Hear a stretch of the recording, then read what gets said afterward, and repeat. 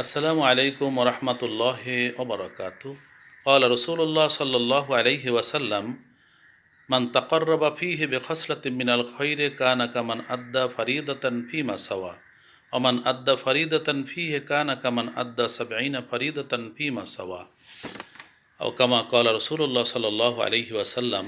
প্রিয় নবী সাল্লাল্লাহু আলাইহি ওয়াসাল্লাম বলেছেন, রমজান মাসে যদি কেউ একটি নফল ইবাদত করে তার সওয়াব অন্য মাসের একটি ফরজ ইবাদতের সমান আল্লাহ পাক রব্বুল আলামিন দিয়ে দিবেন। আর যদি রমজানে কেউ একটি ফরজ ইবাদত পালন করে তাহলে অন্য সময়ের ৭০টি ফরজ ইবাদত পালনের যে সওয়াব সেটি আল্লাহ তাকে দিয়ে দিবেন। সুবহানাল্লাহ।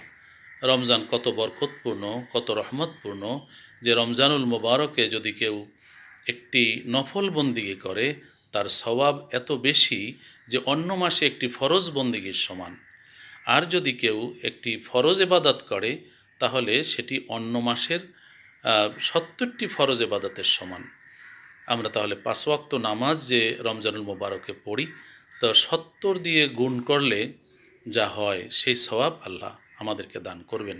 ঠিক একইভাবে আমরা যদি দান সদকা করি, তসবিহ তাহলিল করি এবং অন্যান্য ইবাদত বন্দিগি করি, সেটি যদি ফরজ হয় তাহলে আমরা অন্য মাসে ৭০টি ফরজের সমান সওয়াব পাবো, মানে ৭০ গুণ সওয়াব পাবো।